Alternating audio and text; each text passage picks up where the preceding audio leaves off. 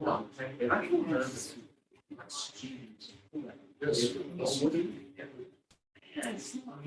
exactly. Already, I have 11 o'clock. So, Before we start, Phil, are you ready? Yeah, I'm fine. All right, good. Well, welcome Phil Hall from Monash. Not able to be with us right now, but he's going to give us his talk. So go ahead, Phil. Okay, thanks, Beverly. Yeah, thanks for the invitation to speak. So this is some work I've been doing over the last couple of years, which really links roughness effects with previous work I've been doing on exact coherent structures. And I must admit, it really took me 2 years till I realized they were essentially the same thing. So let me go down to the next slide. Okay, this is just some motivation quickly. So for exact coherent structure, turbulent shear flows, the motivation goes back to well-known experiments showing span-wise structure in fully turbulent flows. And then the picture on the right is just a kind of sketch of the velocity profile in the different regions of a turbulent boundary layer. So the work I'll talk about has relevance to both those pictures. And then at the bottom, why are we interested in roughness? Well, if you follow events in aviation, as it were, then the long-term dream to have massive regions of laminar flow on aircraft has had massive investment over the years. But a major problem with maintaining laminar flow is the quality of the surface which you can manufacture on the wing. And this is a picture of the Airbus used for the blade flight test 4 or 5 years ago by Airbus. And a significant issue with the glove, which you can see at the end of the wing, was waviness, which developed under stresses, which induced transition in unexpected ways. And then the picture on the right is the kind of schematic of the problems I'm going to talk about in detail. One is the flow over a bleak wavy wall as a model for roughness. I'll explain why that's a good model later. And then at the bottom, I have flow in 2 pipes, one with axisymmetric corrugations and one with a kind of egg box pattern for the corrugations. Okay, so quick summary of what I'm going to talk about. I'll give you a kind of self-consistent high Reynolds number theory of roll streak wave interactions in the presence of roughness or transpiration, or in fact any forcing from the wall. I'll talk about the VWI mechanism, vortex wave interaction mechanism, in the context of exact coherent structures first, and then show how it all comes together when you bring in forcing at the wall. I'll talk about stationary and distributed and time periodic exact coherent structures, which you can describe by VWI. And then the bulk of the talk will be about new instabilities associated with roughness forcing, which are probably very closely related to exact coherent structures, which can be calculated numerically or observed. And I'll talk a little bit about the effects of forcing on non-exact coherent structures. In fact, very little about that. Okay, so roughness and transpiration models. For roughness, I'm going to take the wall to be defined by y is epsilon times some Fourier series in x. F will be periodic in z as well. So x is the streamwise direction, and z is going to be the span-wise direction. And I'll assume that the size of the amplitude of the roughness or wavy wall is small compared to Reynolds number to -1/3. If epsilon gets as big as r to -1/3, then the wall layer becomes interactive, and you have the flow in the sublayer where the flow adjusts to the presence of a wavy wall interacting with the flow in the core. And you can have regions of reverse flow, and the flow becomes much more complicated. But in fact, you don't have to reach that regime before all kinds of things happen. So the relevance of actually the epsilon to the runs them for -1/3 solutions, which have been computed elsewhere, is, I think, probably open to question. Transpiration is an interesting topic. If you're a mathematician and you talk about transpiration in the form of a wave at the wall, then people basically tell you that you're talking about a completely abstract problem which couldn't be realized in practice. If you're an engineer, you seem to have the opposite effect, that people think you're coming up with a brilliant solution to a technological problem. But certainly engineers believe that you can produce wave-like periodic forcing through suction at the wall. Okay, so flow on the left, bottom left picture is a flow over a oblique wall, and the key result will come out here is that an oblique wall is completely different than a wall where the ridges are lined perpendicular or parallel to the flow direction. And these are two pipes which I'll talk about, and these are models of the suction of the transpiration wave at the wall. So certainly in the turbulence community, people seem to believe... question? Last question. Yeah, I'm just trying to understand here. I thought that the roughness probably should be manifesting itself in alpha. Namely, you need to support high frequencies, not only the epsilon. Am I correct or am I wrong? You want like very high... This is some over all wave numbers, but basically a key point which is going to come out is that it is only the self-interaction of one wave with itself which plays a role. So that I can choose to just work with a single alpha, in fact, and then look at the limit of small and large values of alpha to see the kind of limiting cases. Okay, hopefully that will become clearer as we go through the talk. Okay, so the case which we'll talk about mostly is this one here, where we have this oblique wave propagating downstream. So this could be a mechanical model of a kind of deflection of the wall which we can impose.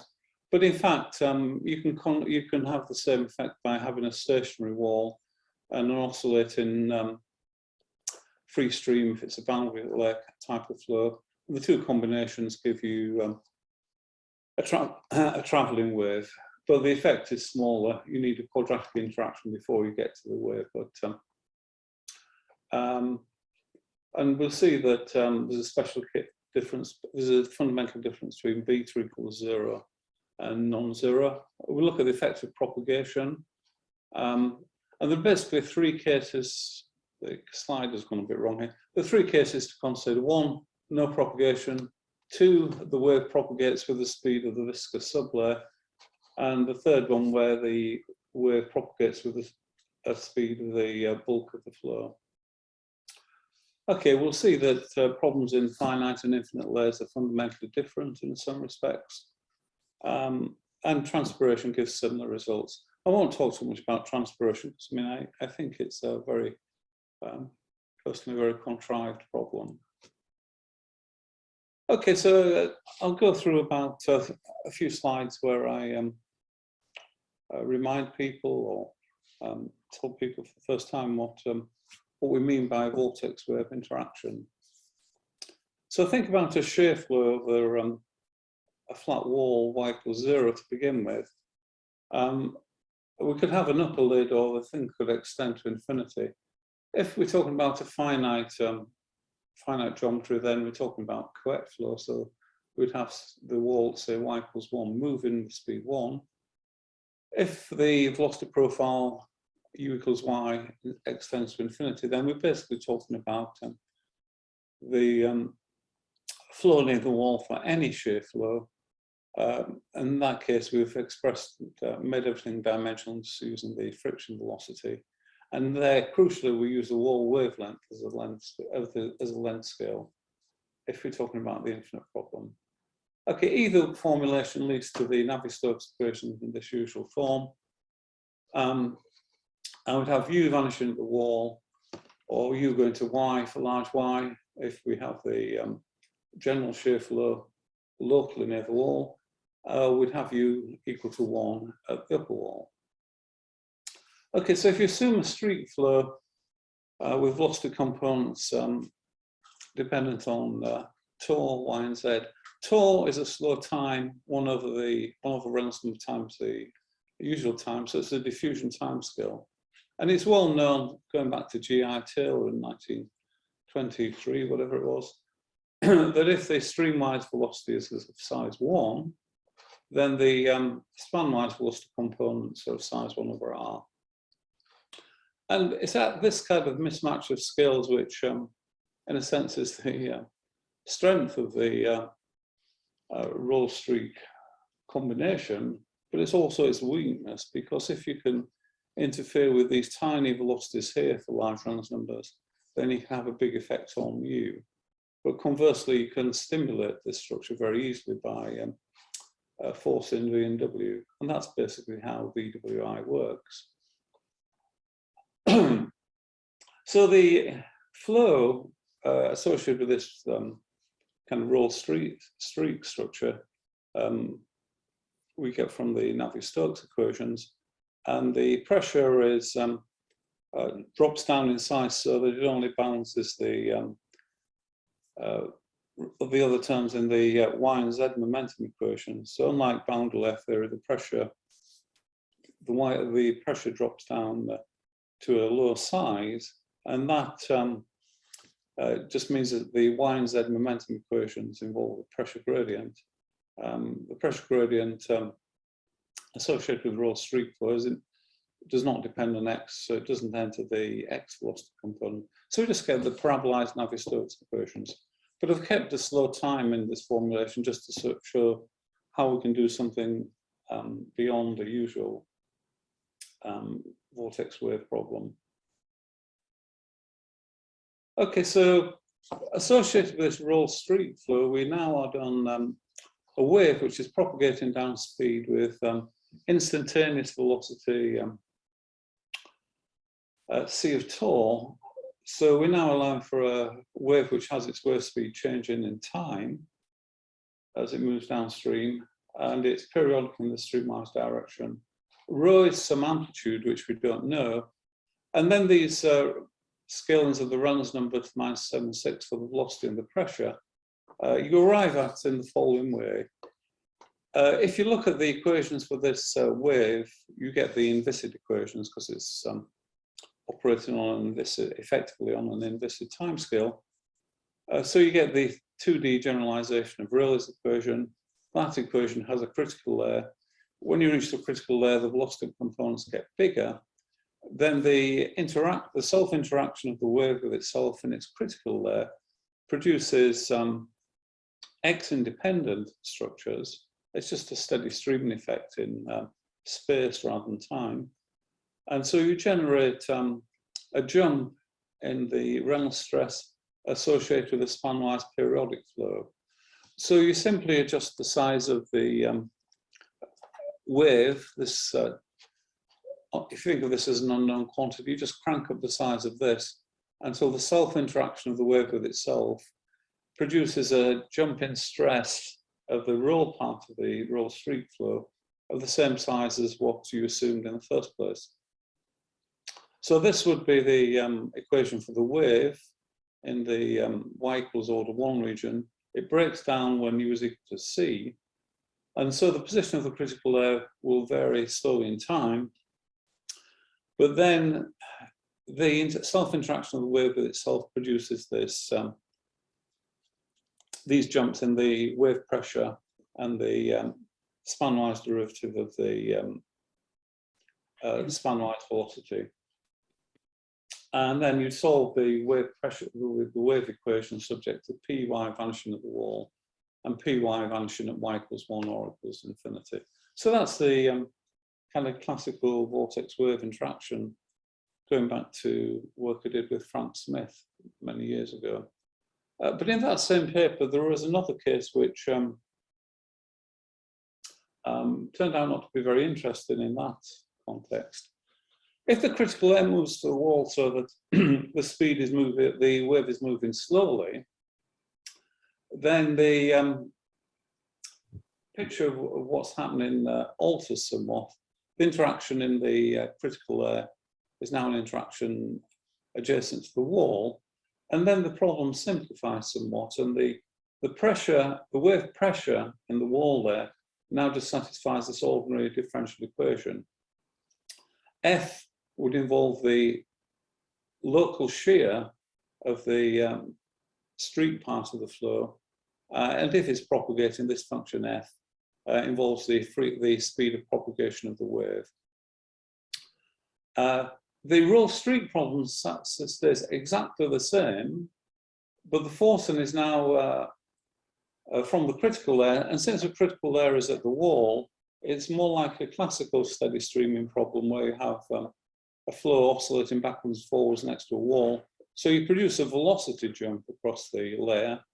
So at the edge of the layer, you need that the span-wise velocity component tends to this rather complicated function of the wave pressure, which is great. It's really nice coupled problem again. So you have the wave pressure equation, which depends on this function F, which depends on d by dy of the streak flow of the wall. You solve the pressure equation, that forces the span-wise velocity component of the roll streak flow, and the whole thing couples as in the usual vortex wave problem. Unfortunately, Andy Walton, who was a student of Frank Smith at the time, went along and proved that this pressure equation actually has no solutions. So this kind of alternative slow-moving vortex wave problem has no physical solution. So it's turned out not to be relevant in the context we're looking at there. But you'll see that it comes back to play a major role in the roughness problem. Okay, so just kind of a summary of the vortex wave problem. We have the roll streak flow, parabolized stability equation, parabolized Navier-Stokes equations, wave pressure equation, boundary conditions on U, and jump conditions on the pressure across the critical layer. And these equations are actually sufficiently complicated or sufficiently general that they allow the solutions, the time periodic solutions, or one kind of the time periodic solutions which Kawahara and Kida calculated numerically a long time ago. This putting the slow time variation in for the roll streak flow and allowing the wave speed to change gives you enough structure in these equations to search for time periodic solutions. The faster solutions require new structure to be put into the formulation. Okay, these are just the old solutions for the vortex wave interaction. You typically have an upper branch. If you plot the drag against the wave number of the wave in the bulk of the flow, you find that you have a lower branch, an upper branch. These are calculations that increase in, these are finite Reynolds number calculations of the full equations that increase in Reynolds numbers. And as the Reynolds number increases, you trace out a single curve with this upper branch and the lower branch. The lower branch is much simpler, and the pictures down here are contours of constant streak velocity. The pictures below, the line you can see across these different pictures is the critical layer, and these are solutions at different positions along the lower branch. And you'll see that the Reynolds stresses associated with the wave are concentrated around the critical layer, as in the vortex wave interaction theory formulation, as it were. The upper branch ones, so along here, the picture down here is at a point along here where you've converged to the vortex wave state, and the Reynolds stresses are now still concentrated along the critical layer. As you move into some of the positions over here, though, at high Reynolds numbers, then you have other localized regions of Reynolds stress forcing, and then obviously the mushroom-shaped vortices become very complex. But to generate the vortex wave solution on this part of the curve here requires, from finite Reynolds number calculations, requires you to go to very, very high Reynolds numbers, in fact. Okay, then this is just a picture, again, of the first comparison I did with Walliff's or Walliff-Gibson calculations. The dotted lines are the asymptotic theory, and I've plotted here the, this is the maximum in Y of the RMS in Z of the streak, wave and roll components. And you see you get remarkable agreement, which is always kind of surprising in a way, because high Reynolds number asymptotic theory for boundary layers or plane posé flow really doesn't have a very good history. So if you do linear stability theory using high Reynolds number theory and compare with finite Reynolds number calculations, then basically it's, I mean, it's clearly the correct solution of the problem, but it's pretty much, a lot of people would say that it's pretty much, well, very disappointing and not particularly useful.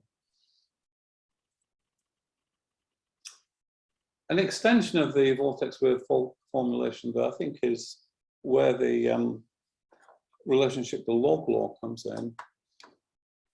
If you now think of a situation where instead of having one, or think of quiet flow with just one wave driving a roll streak flow in a box, you can extend it to an infinite periodic array of boxes, each with its own wave living on the local streak flow, and generate or sustaining that roll streak flow through the its Reynolds stresses in its critical layer. So you can have an infinite periodic array of things stacked on top of each other, but you can then embed that, or you can extend that idea. So the original infinite periodic box vortex wave solutions are published in 2018, but then with Kengo Deguchi and Hugh Blackburn, we extended this a few years later to allow for the structure to vary slowly in the normal direction from the wall. So the local depth of the box can change slowly with distance from the wall. And there you find this is a kind of phase equation approach to the problem. So there you put the asymptotics together, and you find that this structure can only exist if the mean flow, which supports it, satisfies an ordinary differential equation, and also the wavelength of the box in the normal direction has to satisfy another slow evolution equation in order to for the system to exist. So it's one of these problems where, and actually the Taylor-Gertler vortex has this same problem I found years and years ago, that if you look for sufficiently big structures, then you move away from the idea of the mean flow being specified and the structure is whatever it is. You actually do a problem where the structure is actually generating the mean flow in which it can exist. So these two evolution equations govern what kind of mean flow you could have in order for this thing to come together. And that formulation leads to the kind of emergence of self-similarity, and it's very consistent with the attached eddy hypothesis. So the kind of extension to vortex wave interaction to slowly varying structures in the normal direction, I think, is very relevant to turbulent shear flows. Okay, so summary of vortex wave applied to exact coherent structures. It agrees remarkably well with full Navier-Stokes solutions. And almost all known Navier-Stokes computations are described by vortex wave interaction, even when they occur at moderate Reynolds numbers. And it's interesting to ask why the agreement should be so good when in much simpler linear problems the agreement is so bad. The case is not described by vortex wave interaction correspond to what Kengo and I called free stream coherent structures or center modes in pipe flows. and there are corresponding things in boundary layers and jets.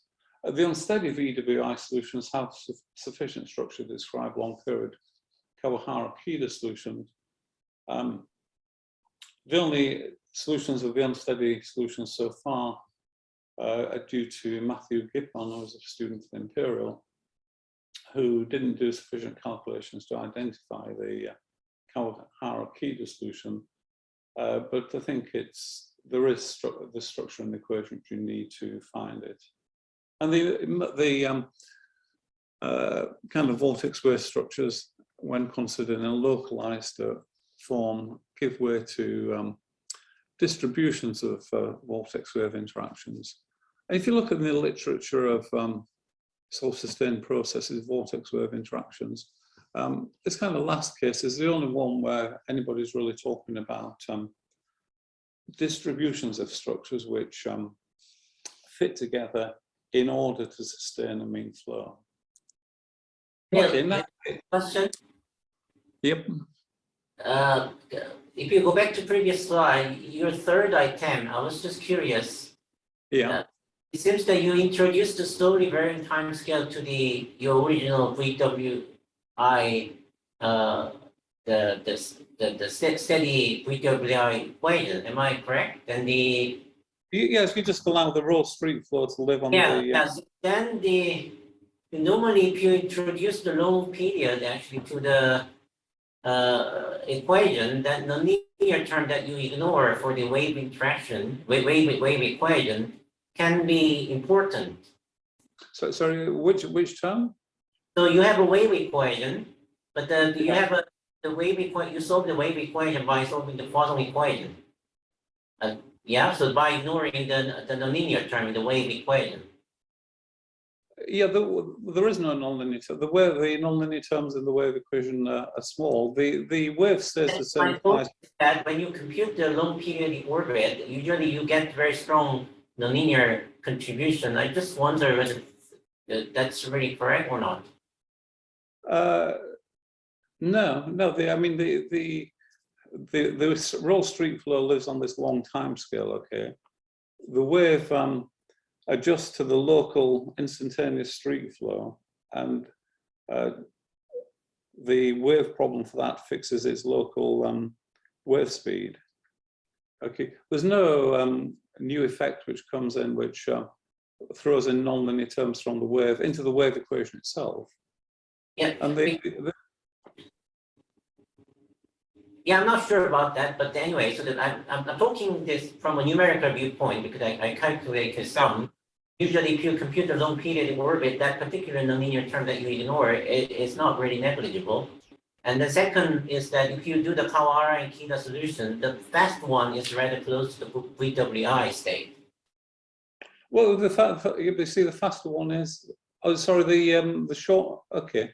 Yeah, because that one is a gentle period orbit living in the edge state. Yeah. So I just wonder, actually, just one point that I'd like to raise. Well, okay. I mean, I guess the question is whether your calculations at finite Reynolds number of kind of all. Yeah, of course. Yeah, sure. Yeah. Okay. Let me carry on with the wall force anyway. Yeah. Okay, so as a model for wall roughness, I'll start off just looking at spatially periodic small amplitude waves on the low boundary, and I'll consider different length scales, different roughness patterns. In fact, you only ever need to look at one wave.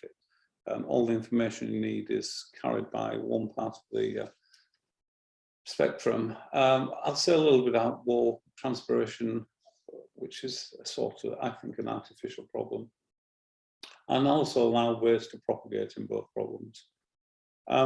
One thing to notice here is that people from the transition community, if they saw the kind of abstract of this talk or the title, they would think I was talking about receptivity theory. Receptivity theory is the theory which describes how roughness or free stream oscillations generate an instability wave which exists in the absence of those effects. So basically their roughness or waviness is an enabler of instability. Here, the roughness is the cause of the instability. So in receptivity theory, you'd be talking about a flow which is unstable to Thom-Schlichting waves, and wall waviness generates them. I'm not talking about that at all here. This is a situation where the flow is in the absence of any forcing or roughness, transpiration, where the flow is stable. And we'll find that oblique waves, stationary and propagating waves have completely different properties than aligned waves. The size of the wave speed is crucial in determining the nature of the interaction. Slow waves are the most important and correspond to stationary roughness, so slow that they've actually stopped. Faster waves are driven by something which is essentially classical VWI theory. Okay, so let me just kind of dismiss the fast-moving case. Well, I won't dismiss it, let me describe it. If you assume that the wall is of size runs to the -2/3, it's tiny, okay? Then a wall of this size generates a wave in the viscous sublayer, which is the same size as the wave associated with VWI. It propagates downstream with the speed of the fluid in the main part of the flow. So basically you get exactly the classical VWI equations, roll streak flow as before, wave equation as before, but now rather than the Py vanishing at the wall, the quantity Py is given explicitly in terms of the forcing function or the shape of the wall. So this full set of equations is traditional VWI, except for this boundary condition. So it's a kind of a simple way in which forcing the wall enters the problem. And this could actually be very useful in terms of generating new exact coherent structures, simply by forcing the wave part of the flow till you get to various states and then turning the forcing off. But it's kind of interesting because this has lots of possible complications associated with imperfect bifurcations, which people worked on many years in the context of convection. So fast-moving waves are very simple to deal with. The wave drives the wave part of the wave roll streak structure through the boundary condition at the wall. So I won't say any more about that. Slow-moving waves. So a slow-moving wave is one which is moving downstream with the speed of the fluid in the viscous sublayer, where the flow adjusts to the presence of the wall. So its wave speed is random to -1/3. I assume throughout that the size of the roughness is small compared to random to -1/3. So the correction to the basic flow in there satisfies linear equations, and the problem doesn't become interactive.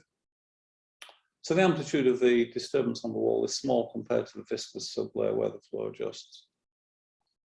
And that actually means that you can't have flow separation. And in the literature on flow separation, on wall waviness induced instabilities, there is this belief that you need flow separation to have instability, but that's clearly not the case. So I'll look at two cases, one where we have a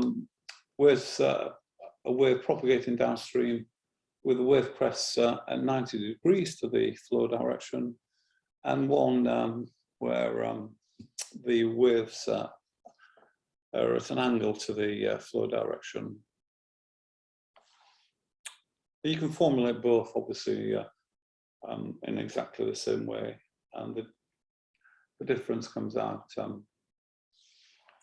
when you set the wave number equal to 0. Okay, so a very quick description of where the interaction equations come from.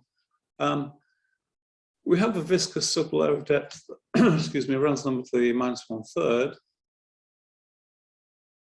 We introduce a stretch variable within the wall there, and then we expand the flow plus the wave induced correction to the basic flow in this way. So this is the correction due to the wavy wall. The normal velocity and the spanwise velocity associated with the waviness go down by runs them to -1/3. Because d by dz, d by dx, if you like, stay all to 1, whereas d by dy becomes runs them to 1/3. This is the expansion for the pressure. And lambda is the local shear associated with a streak flow. You can put down general boundary conditions that you can allow for any kind of forcing at the wall, and then put in the particular forcing due to transpiration or a wall waviness later. So you can solve this problem analytically in terms of area functions. The solution comes out in terms of the area function and the area equation with the 1 on the right-hand side. So you get scorer functions. And the wave pressure satisfies this equation here then. So this is a wave pressure induced in the wall layer. And these two terms here are the manner in which the forcing of the wall forces the wave pressure. So if the wall was flat, or there was no transpiration or other mechanism to do the forcing, the right-hand side would be 0. When you look at the spanwise momentum equation in the wall there, though, you find that you get the steady stream effect.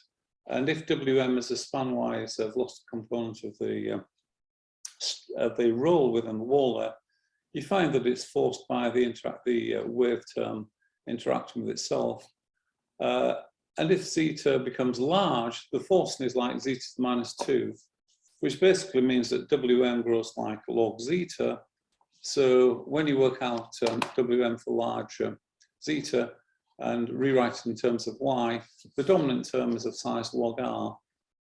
So basically you choose this epsilon here such that the spanwise flow driven within the wall there as you come out is the same size as the assumed roll streak flow in the core.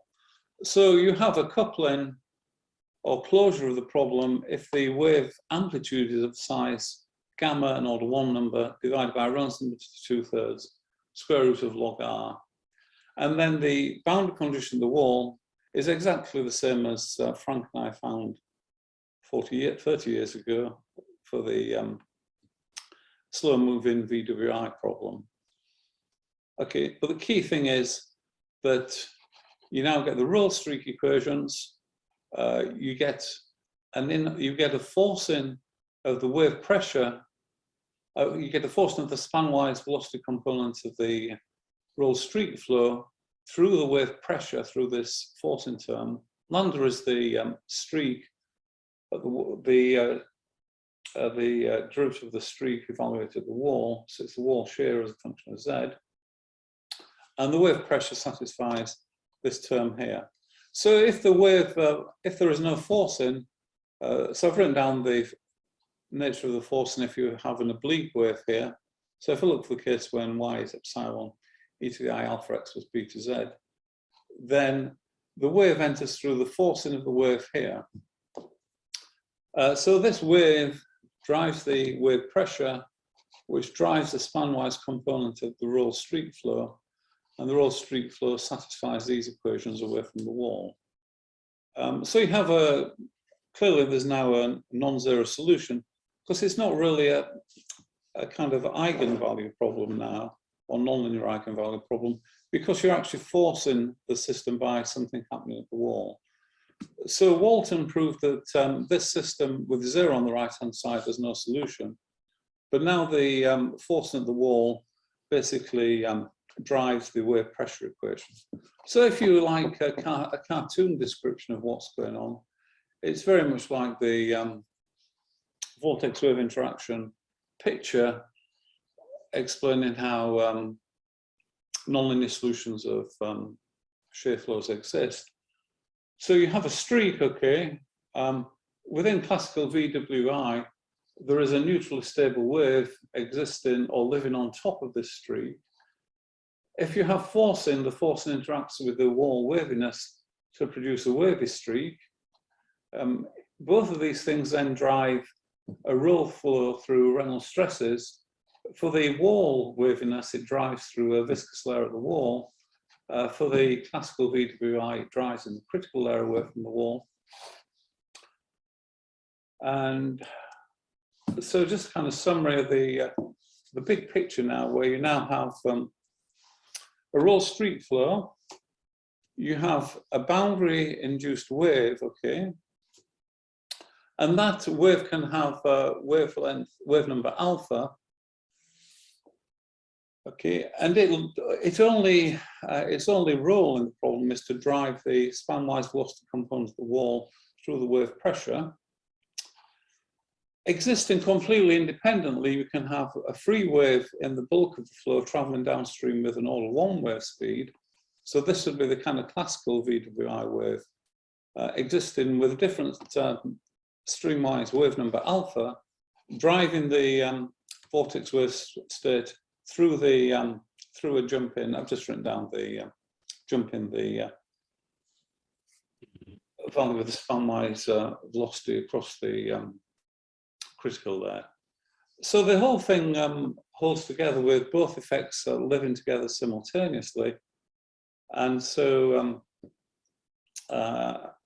and though, as I say, the wave associated with the kind of free wave in the core, its wave number is alpha tilde. It has nothing to do with the forcing of the wave. So these two effects live side by side, but just force the roll streak flow in a kind of parallel manner. Okay, so now let me turn off the free wave, or don't allow for a kind of free wave in the core, and just see how the kind of vortex wave problem associated with wall waviness pans out.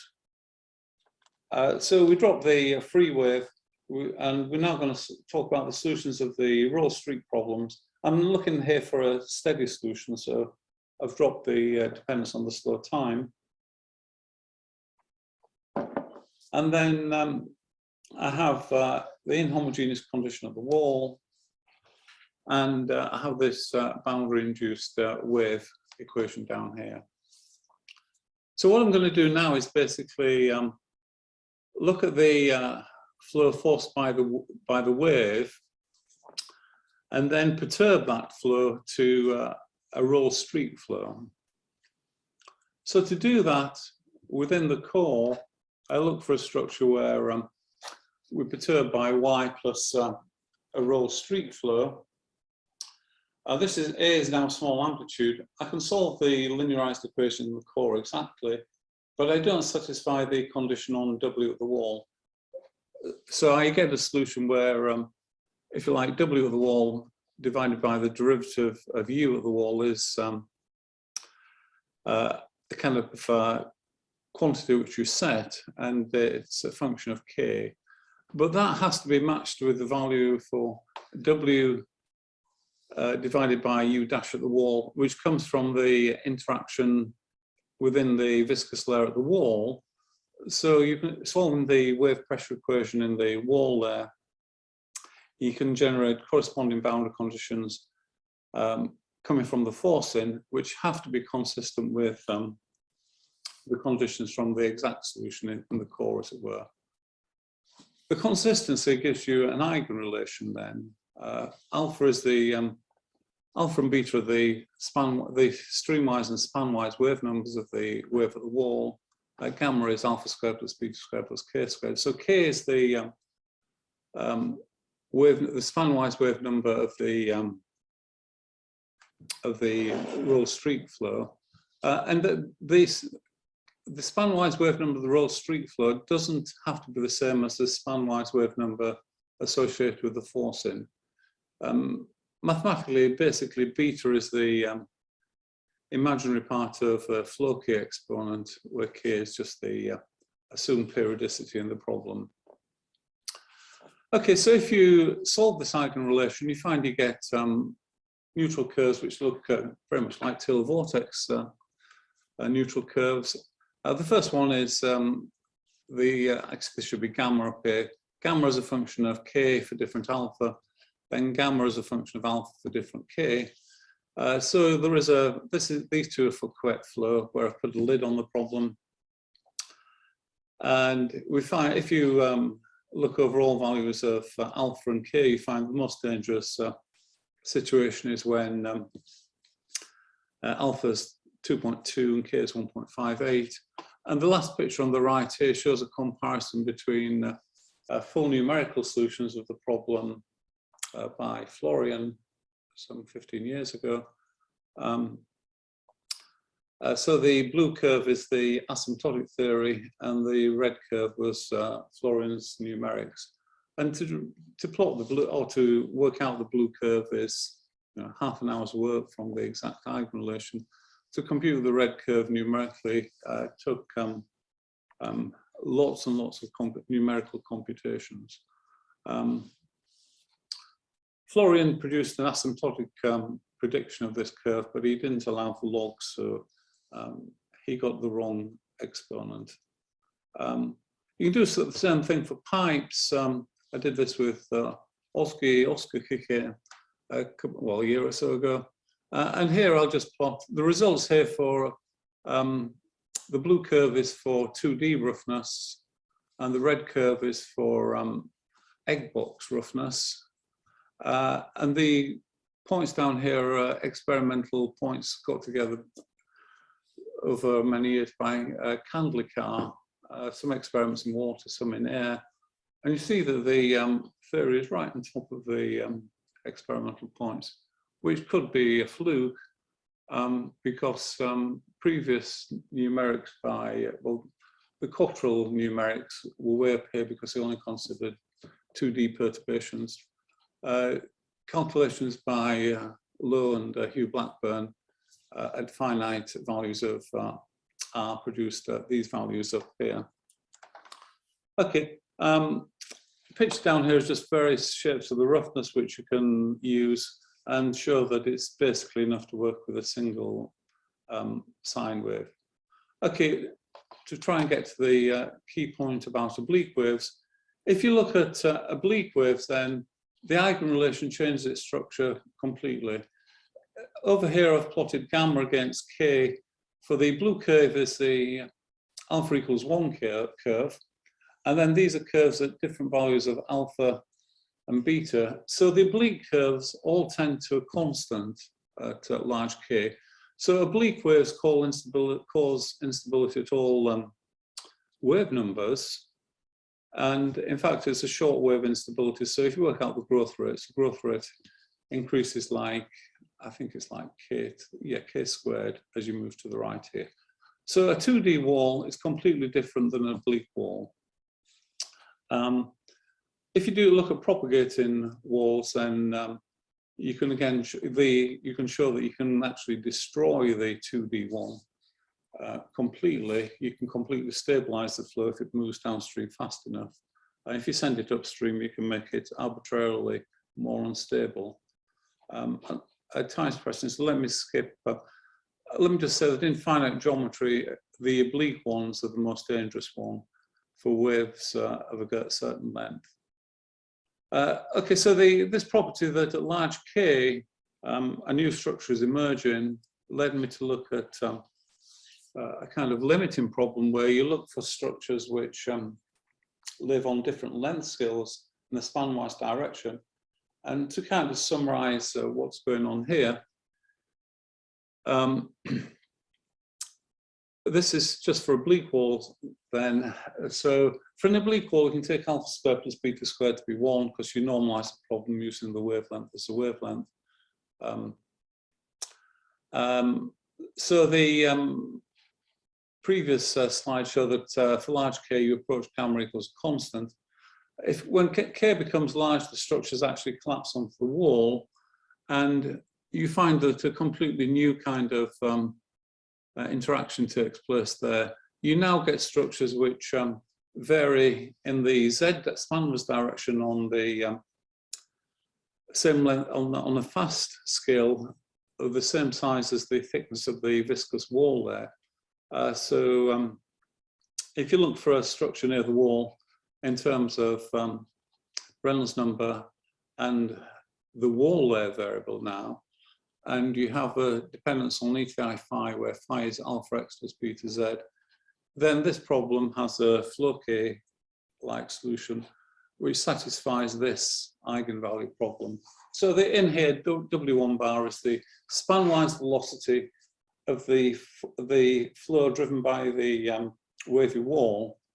And this is kind of connected to something Sergei Chernyshenko used to speak about a few years ago about how oblique walls can influence turbulence, and talking about a spatial Stokes layer. Well, the spatial Stokes layer is actually this function W1 in here, and it's actually a scorer function. It's not really a Stokes layer, but it's essentially what he was talking about. Okay, so you get an eigenvalue problem here. It depends on phi. You can look for solutions which are periodic in the spanwise direction with wave number k. So you have a PD in two variables and an eigenvalue problem associated with that. You can solve that numerically. And the solution for small k for that problem matches onto the limiting case of the previous one. But then the solution for finite k is the red curve here, which are computed numerically. The green one is the small k limited version. And if you look at the flows associated with that, if you start with small k, small roughness, then you get, this is the wall shear, then you get patterns which are very reminiscent of wavy Taylor vortices. As the roughness increases, the waviness becomes more pronounced. For very large roughness, the structure actually detaches from the wall, and you get very complicated patterns of the shear stress of the wall. And just to kind of finish with the talk then, I should say that, okay, if you follow the structure as it moves away from the wall, then if you plot the isosurface of the minimum maximum vorticity, so phi is this variable alpha x plus beta z. So this is actually a very long length scale. This is large compared to the spanwise length scale, which is Reynolds number for 1/3, but it's obviously drawn at the same size. So you get these complicated, highly convoluted structures. So that if you had a low roughness, you basically have Taylor vortex-like structures. So you'd have slightly wavy spanwise periodic rolls near the wall. But then as the roughness increases, you have this structure which you can actually describe asymptotically by a kind of phase equation approach. So this structure turns out to be of depth gamma to the 1/12 for large gamma, and it's a distance, I think, gamma to 2/3 from the wall. This is the asymptotic prediction of the large gamma solution for gamma equals 1000. And you can see that it agrees remarkably well. So the key point you see for oblique walls is that once you are not, the wave crests aren't perpendicular to the shear flow, then obliqueness causes instability at all spanwise wave numbers. And when the spanwise wave number becomes large, the structures initially move to the wall and you get wavy vortex kind of patterns there. But then, and this is probably important for the effect of roughness on exact coherent structures, when the roughness gets large, you throw off these incredibly complicated structures at the edge of the viscous sublayer. So these would obviously be a good starting point to look for complicated structures located at the edge of the viscous sublayer. Okay, I won't say anything, but those are some full numerical calculations. I'm running out of time, so let me summarize. You don't need flow reversal for wavy wall or transpiration induced instability. A lot of people have done these wavy wall problems using partial slit boundary conditions, which are irrelevant and simply wrong. If you do the rational asymptotic theory, you don't generate these ad hoc conditions which people have used in some contexts. Vortex wave interaction theory, I think it's a natural framework to discuss roughness interacting with exact coherent structures. Steep oblique walls induce roll streak flows outside the wall region. And then, okay, you can investigate the effect of roughness on existing exact coherent structures. We have some very limited results here, and the results are disappointing because well, the only real calculations which are sure of, okay, this is with Oski again, show that if you start with an exact coherent structure and introduce roughness, then, or waviness, the waviness actually increases the mean drag at the wall. Well, but this is just for one particular case. It might be that in other cases, waviness could be used to reduce the drag. And sorry, I think I've gone on a couple of minutes too long, so let me stop there. Thank you.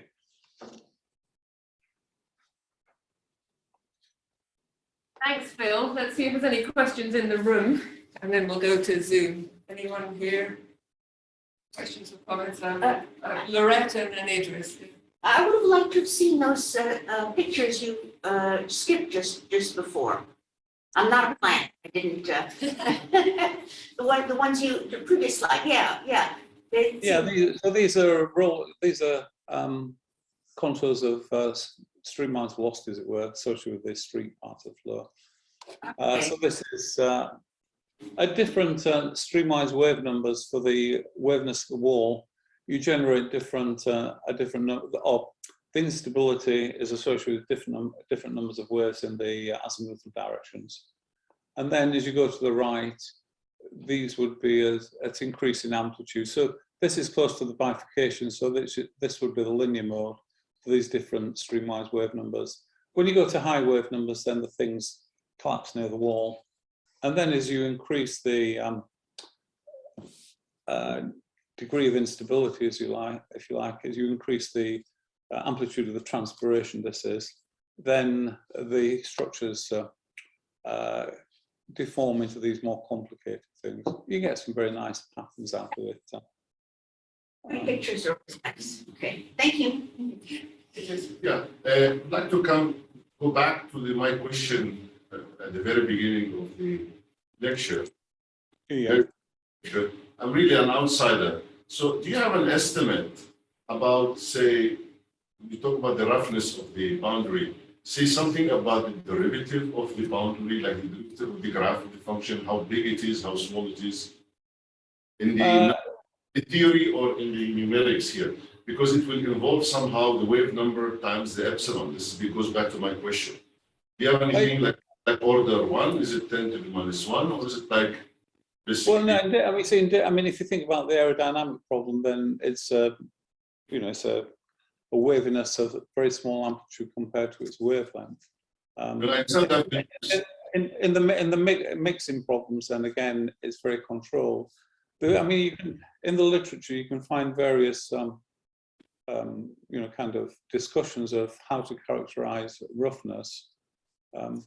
The outcome usually is that it's sufficient to model the roughness by periodic structures. But in terms of the size here, you see the assumption is that the height of the roughness is small compared to its streamwise length scale. And I think that's certainly in aerodynamic situations where people are polishing the wall in order to make the thing as smooth as possible. That's a situation of physical interest. I'm trying to understand the terminology. I understand the amplitude is small, and as a mathematician, I try to distinguish between nearly flat and rough.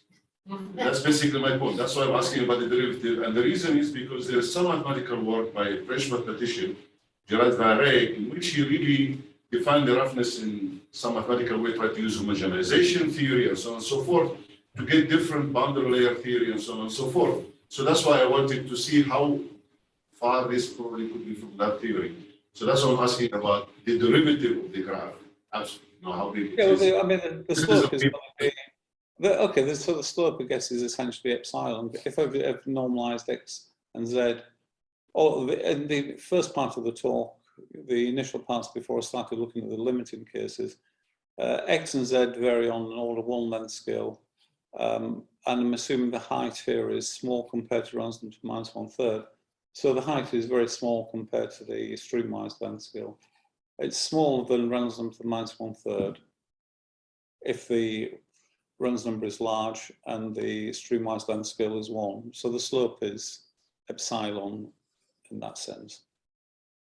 And then in the last part, the kind of slope is going to become bigger when you take the large roughness limit. Anyone on Zoom, do you have any questions? Just if you do raise your hand, I know Ivan has one here. Go ahead. Yeah, hi Phil, thanks for the talk. Just if I've followed, most of the cases you've considered is for roughness, which is within the sublayer, viscous sublayer. Is that right? Yeah, the roughness is, yeah, this theory can only describe wall waviness, which is smaller than the layer in which the presence of the wall. Very interesting. It's it's very interesting because the standard engineering approximation is that if your surface roughness is in the sublayer, basically you treat it as hydrodynamically smooth. But here you show clearly that it does have an effect, and that's consistent with lots of empirical observations as well. But interestingly, you show that vortex wave interaction cycle, the near wall cycle, has that reinforcing element where on a smooth wall, essentially the span-wise wave instability is determined from particular flow, but here it's imposed by the surface roughness. And so I wonder, how does the overall drag respond to that wavelength? And is there an optimal wavelength that the boundary layer responds to, either to increase or decrease the drag? I'm not really. We see this as linear theory, so I guess all the results presented here are just for linear theory. So I'm not sure what it does to the drag, but I mean, there is one maybe interesting observation. I guess I didn't mention this, but when you go to the kind of structures which depart from the wall, then there's a key result which I never mentioned back here, that if you look at the orientation of the waves, then if the wave crests are aligned at 39 degrees to the flow, there's a kind of optimal response. That's the most dangerous orientation for generating the roll streak structures. But going back to the first part of your question, you said the wavelength is imposed by what's happening at the wall. That's only partially true, because when you go to the large roughness problem, then or the oblique roughness, then the beta associated with the roughness gets lost in translation, as it were, in stimulating the flow in the span-wise periodic structure in the core. As I say, beta essentially just turns out to be a flow exponent associated with the roll streak periodicity. So there are, I mean, you can generate different span-wise wave numbers, and it's not the span-wise wave number associated with the roughness which goes into the roll streak flow. I mean, it goes into the wave part of the flow, but because basically it's a quadratic effect which disappears when you calculate the forcing. We have one more question in the room, and then we'll break because we're after 12. So yeah, Phil, thank you for the talk. In your the roughness problem, so you assume that the roughness height is smaller than has to be much smaller than Reynolds number to the -1/3, right? Yeah. What happens if the thickness is comparable to R to the -1/3? What happens? What breaks the asymptotic balance, or what will be broken? Okay, so if epsilon is small compared to Ransdom to the -1/3, then and you look in the viscous wall layer of depth Ransdom to the -1/3, you find that the size of the velocity field which is being generated is sufficient that the problem becomes non-linear there. And Okay. then that non-linear problem couples to what's happening in the core. It's what Now- people call an interactive boundary layer problem. So epsilon small compared to random to the -1/3, you basically solve using linearized theory. Once it becomes random to -1/3, it becomes non-linear and coupled. You can solve it numerically, but I mean, my argument would be that I mean, people have you know, stressed and claimed in the literature that you really need to go to the interactive regime to, or the flow separation regime, to get any kind of instability. But I think this shows clearly that that's not the case. So are you saying that if the reference thickness is greater than that size, then the wave interaction wave pointer will contain the nonlinear effect? Is that correct? Nonlinear interaction between the The equation. The equation for the wave in the wall there will become nonlinear. Yes. Yeah, thanks. Okay, so in the room, if you need to go, you can go. There's one more question from Stephen Tower. It's a comment really. Phil's being very he's not pushing himself. There's a problem with the non-linear wall layer in that once the amplitude gets too big, all the solutions just disappear. There's a saddle node bifurcation, which I think Phil discovered. Yeah, didn't you, Phil? My memory escapes. No, I think that's a different problem. I think that's the 2DTS problem you're thinking about. I mean, the interactive problem is really stuff Ian Sobey did years ago. Phil, it sounds like there'll be more discussions when you get here. So Okay. speed, and we'll hope to see you. Thank you for your seminar today. Okay, cheers. Philip, before we let you go, can you hear me? Yes. Are you okay with the talk being published on the Institute's website? Yes, that's fine. Yeah, no problem. All right, thank you. Thanks, Phil. Yeah, cheers. Thank you. Hi,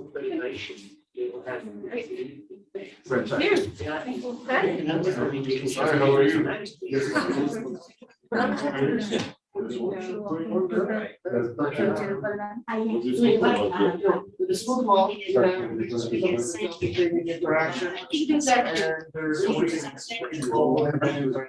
Still there, Stephen? Yeah.